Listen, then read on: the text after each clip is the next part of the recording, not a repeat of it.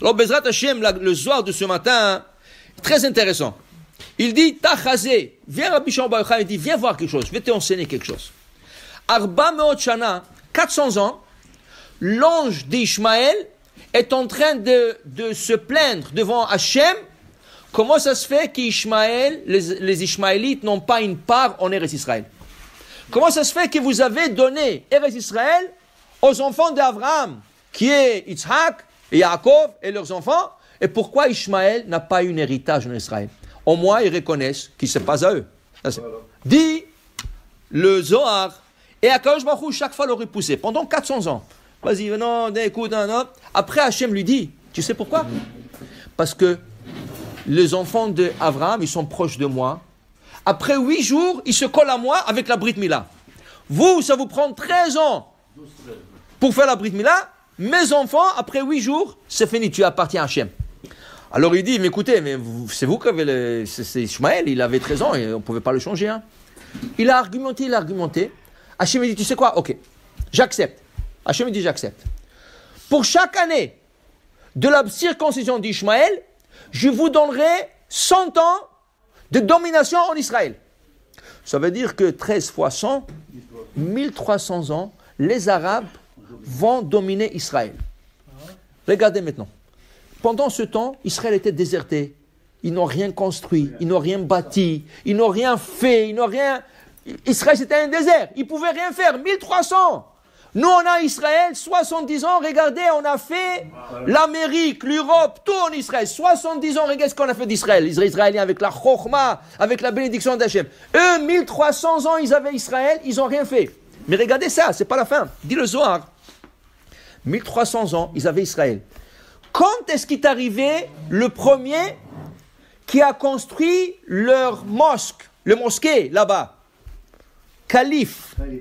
C'est le calife Omar. Quelle année est arrivé lui? 648. À l'année 648 de l'ère qui comptait. Hein. Maintenant, qu'est-ce qu'il regardait? 648. Il leur a donné 1300 ans. Faites le compte. 1300 plus 648, 1948. Qu'est-ce qui représente ce chiffre? C'est quand on a reçu la déclaration qu'Israël appartient officiellement aux Juifs. 1300 ans, ils avaient l'Aqsa, ils avaient tout, ils ne pouvaient rien faire avec Jérusalem. Ils ont construit et mosquée, c'est tout. Ils n'ont rien construit, ils n'ont rien bâti, ils n'ont rien fait dans ce pays. 1300 ans. En 1948, ils ont déclaré Balfour, Israël, ça appartient aux Juifs. Et tous les Juifs retourneront en Israël. 70 ans, regarde ce pays-là, boumé. Regarde comment... Alors, il dit ici que voilà, ça c'est Hachem qui a dit, voilà, je te donne 1300 ans, montre-moi qu'est-ce que tu es capable de faire. Montre-moi, aujourd'hui, ils ont mis de l'eau, ils ont construit un lac comme une mer dans le Negev, dans le désert. Regarde Israël, qu'est-ce qu'ils sont en train de faire? Ils sont en train de fertiliser ce pays de partout.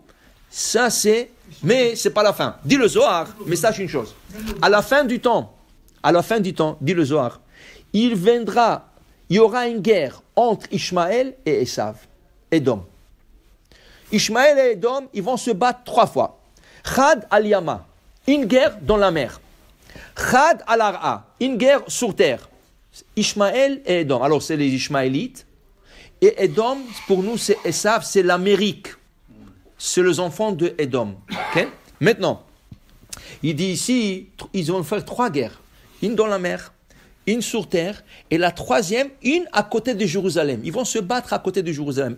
Eux-mêmes, ils vont se battre à côté de Jérusalem.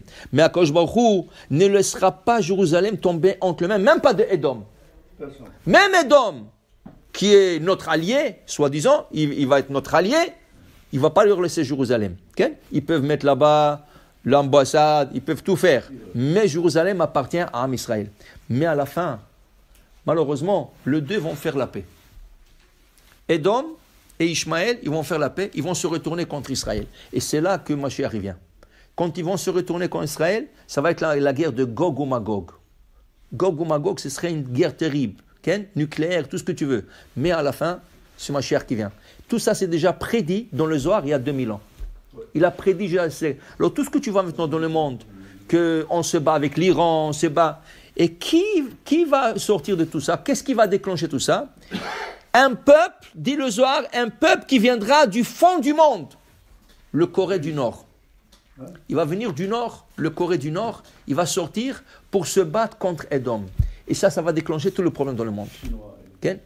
Tout le problème dans le monde, tout ça, déjà, Rabbi Shimon Bar Yochai a prédit ça il y a 2000 ans.